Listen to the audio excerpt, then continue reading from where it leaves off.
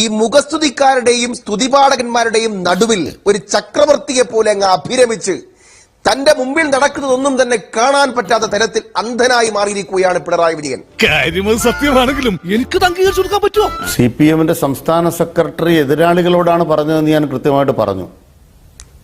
അത് മുഖ്യമന്ത്രിയെ ആക്രമിക്കാൻ ശ്രമിക്കുന്ന പ്രധാനമന്ത്രിയോടാണ് പറയുന്നത്, അവരുടെ പ്രസ്ഥാനത്തോടാണ് പറയുന്നത്. ഒന്ന് പോടോ.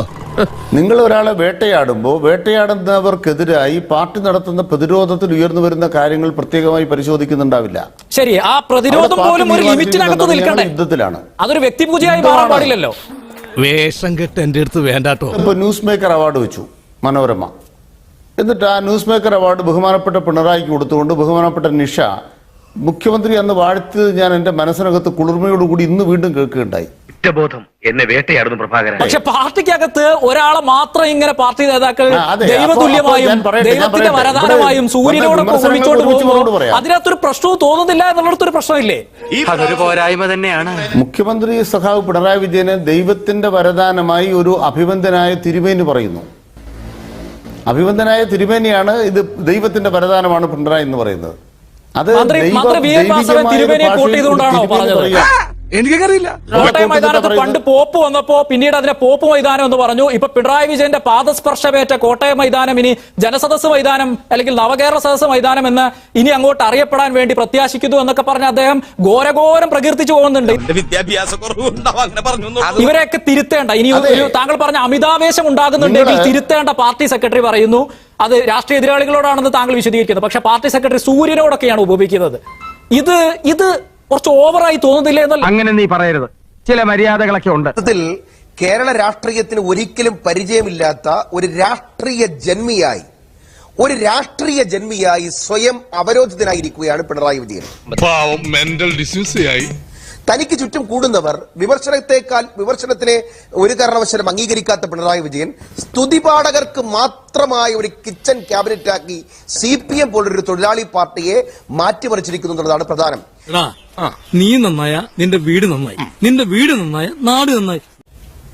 നെൽകർഷകൻ ഇവിടെ അവന്റെ പണം കിട്ടാതെ ആത്മഹത്യ ചെയ്യുന്ന കാലത്ത്, ലൈഫിലെ ഒന്നാം ഗഡു കിട്ടാതെ അവൻ ആത്മഹത്യ ചെയ്യുന്ന കാലത്ത്, AKGയുടെയോ അല്ലെങ്കിൽ EMSന്റെ കാലത്തായിരുന്നെങ്കിൽ ഒരു രാജാവിനെ പോലെ ഹെലികോപ്റ്ററിൽ കറങ്ങി നടക്കുന്ന ഒരു മുഖ്യമന്ത്രി കേരളത്തിലുണ്ടാവോ? ആർക്കായാലും സംശയം തോന്നാം എനിക്ക് എന്താ വേറെ പണിയില്ലേന്ന്. ഞങ്ങളും ചോദിച്ചു.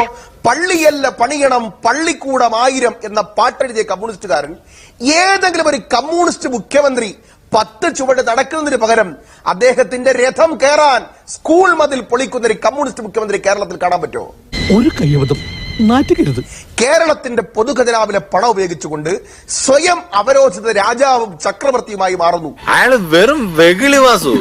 തന്റെ മകളുടെ മാസപ്പടിക്കെതിരായി പാർട്ടിക്കകത്ത് ചർച്ച വരുന്നില്ല. നട്ടലുള്ള ഒരുത്തരില്ല അതിനകത്ത്. ഇത് മാസപ്പടിയാണ്. കരിമണൽ രാജാവിന്റെ കയ്യിൽ നിന്ന് മാസപ്പടി വാങ്ങിയത് കമ്മ്യൂണിസ്റ്റ് പാർട്ടിക്ക് എതിരാണ് എന്ന് പറയാൻ ഒരാളതിനകത്തില്ല സാർ. അത് കറക്റ്റ്.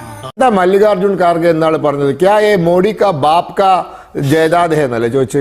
അതുകൊണ്ടാണ് സഭയിൽ നിന്ന് ഒരു മര്യാദയുമില്ലാത്ത സസ്പെൻഷൻ പ്രതിപക്ഷ എംപിമാർക്ക്. നരേന്ദ്രമോദി ഒരു വാക്ക് പറഞ്ഞു. അദ്ദേഹത്തിന്റെ തന്തയ്ക്ക് പറയാൻ വരെ ഇവിടെ സ്വാതന്ത്ര്യമുണ്ട്. അദ്ദേഹം തിരിച്ചൊരു അക്ഷരം പറഞ്ഞില്ല.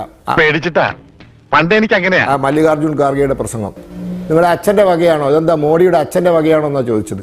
ഇന്ത്യയിലെ ഏറ്റവും വലിയ പ്രതിപക്ഷ പാർട്ടിയുടെ അഖിലേന്ത്യാ അധ്യക്ഷൻ തിരിച്ച് മോഡി എന്തേലും പറഞ്ഞു. അതാണ് പ്രതിപക്ഷം, അതാണ് ജനാധിപത്യം. അയാൾ കിട്ടേണ്ടത് കിട്ടിക്കഴിഞ്ഞാൽ തോന്നേണ്ടത് തോന്നാൻ ഇത്തിരി സമയം നല്ലതാ. ഇന്ത്യൻ പാർലമെന്റിൽ ഒരു പുകയാക്രമണം നടന്നിട്ട് അതിന്റെ പേര് തേടി അന്വേഷണം പോകണം. അതിന് പാസ് കൊടുത്ത BJP എംപിയെ ചോദ്യം ചെയ്യണം എന്നൊക്കെ സഭയുടെ നടുത്തളത്തിലിറങ്ങി മുദ്രാവാക്യം വിളിച്ചവരെ കൂട്ടത്തോടെ എടുത്ത് പുറത്തിട്ട നടപടി ഇന്ത്യയിൽ വർത്തമാന ജനാധിപത്യത്തിൽ നടന്നതല്ലേ? സഭയിൽ ആ നിയമത്തിന്റെ സീമകൾ അല്പം മറികടന്ന് പ്രതിപക്ഷ പ്രതിഷേധം പോയിട്ടില്ലേ? നടുത്തളത്തിൽ ഇറങ്ങിയിട്ടില്ലേ? പ്ലക്കാർഡ് ഉയർത്തിയിട്ടില്ലേ? അന്നൊക്കെ BJP ഇതര ഗവൺമെന്റുകൾ കൂട്ടത്തോടെ പ്രതിപക്ഷ എംപിമാരെ സസ്പെൻഡ് ചെയ്യാനുണ്ടായത്. അല്ലല്ല, സസ്പെൻഡ് ചെയ്യാനുണ്ടായത് കീഴ്വഴക്കം അതാണോ ജനാധിപത്യത്തിൽ സർക്കാരുകൾ മര്യാദ? അതൊന്നുമല്ല എന്റെ ചോദ്യം. അല്ലല്ല, താങ്കൾ ഈ ടെക്നിക്കലായി വാദിക്കാതെ അങ്ങനെ ടെക്നിക്കലായി വാദിക്കുകയാണെങ്കിൽ താങ്കൾ ഉന്നയിച്ച മുൻവാദങ്ങളിലും പല ടെക്നിക്കാലിറ്റീസും ഇഷ്യൂ ആയി വരും. ഒരാവേശത്തിലെടുത്ത് ചാടി വേണ്ടായിരുന്നു അല്ലേ? താങ്കൾ ബുദ്ധിമുട്ടുണ്ടോ? നിയമമുണ്ടോ ഇല്ലയോ? എനിക്കൊരു ബുദ്ധിമുട്ടുമില്ല. എങ്ങനെ പെരുമാറണം നിയമമുണ്ടോ ഈ ഇല്ലയോ? പ്രതിപക്ഷ ആ നിയമം ബഹുമാനത്തെ കുറിച്ചുള്ള ഈ സഭയിലുള്ള ആൾക്കാര്. വല്ലാത്ത ആത്മാർത്ഥത കാണുമ്പോൾ പിന്നെന്താ? സ്വാഭാവികമായി അപ്പൊ ഉന്നയിക്കുന്ന അതൊക്കെ ഒരു ജനാധിപത്യ പക്ഷത്തു നിന്നുള്ള ചിന്ത പങ്കുവെച്ചു എന്നേ ഉള്ളൂ. കിട്ടിയാ ഇല്ല ചോദിച്ചു വാങ്ങിച്ചു. ഇന്റീം സെറ്റിൽമെന്റ് ബോർഡിന്റെ ഏത് ഉത്തരവിന്റെ വിഷയം അടിസ്ഥാനത്തിലാണോ? പറഞ്ഞാലും അതിൽ മുഖ്യമന്ത്രിക്കെതിരായ അല്ലല്ല, കള്ളത്തരം. ഇത് ആരോപണമല്ല, ഇത് വേറെ തരത്തിൽ വസ്തുതയുമാണ് കേട്ടോ. ഞാനത് അംഗീകരിക്കുന്നു. ഞാൻ പറയട്ടെ അല്ലല്ല, അനിൽകുമാർ, ഇത് ഉന്നയിക്കുമ്പോൾ ഒരു പ്രശ്നമുണ്ട്. ഇത് സെൽഫ് ഫോളോ. ഞാൻ പറയട്ടെ, സെൽഫ് ഫോളോ, അനിൽകുമാർ. പറഞ്ഞല്ലോ, ആ സെൽഫ് ഫോളോ. പറഞ്ഞു. എന്താ ഷൈട്ട് പറഞ്ഞേ?